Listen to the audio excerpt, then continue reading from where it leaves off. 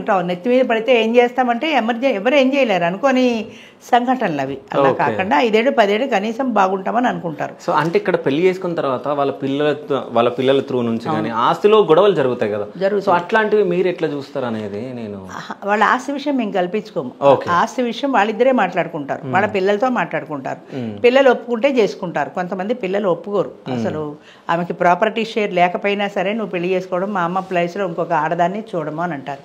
దానికి నేనేం చెప్తానంటే, మీ అమ్మ ప్లేస్లో సబితల్లి వచ్చింది అని మీరు అసలు ఆ థాట్ తోటే చూడకండి. She is only A care taker of your father.